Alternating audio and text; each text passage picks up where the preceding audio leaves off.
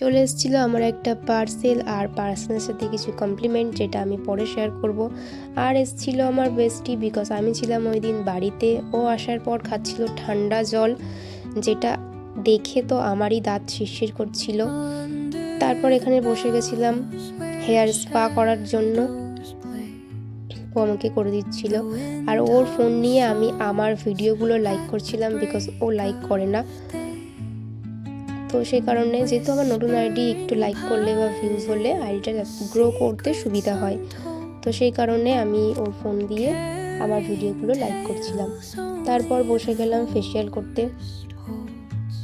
Facial করতে করতে চলে এসেছিলো আরও একটা পার্সেল, সেটাকে রিসিভ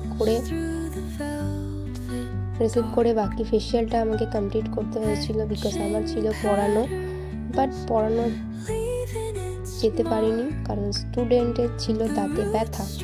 তো এখানেও বসে বসে রিলস দেখছিল ভাইরাল ছেলে ইকবাল। তো ওরই রিলস, মানে এখন তো ইনস্টা খুললেই রিলস। তো তারপর ও রিলস দেখছিল, আর আমি এখানে মাস্ক লাগিয়ে বসেছিলাম, আর ও ওখানে ফেস ক্লিন করছিল, বিকজ আমরা করবো রিলস শ্যুট। তার জন্য ও মেকআপ করবে, আমি মেকআপ করিনি, কারণ সঙ্গে সঙ্গে ফেসিয়াল করে মেকআপ করাটা আমার ঠিক ভালো লাগে না, বা এটা করাও উচিত না।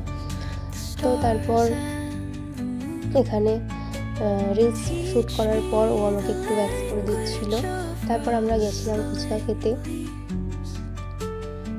গিয়েও আমরা রিলস বানিয়েছি একটা দুটো, সেগুলো অলরেডি আপলোড হয়ে গেছে। তো টাটা।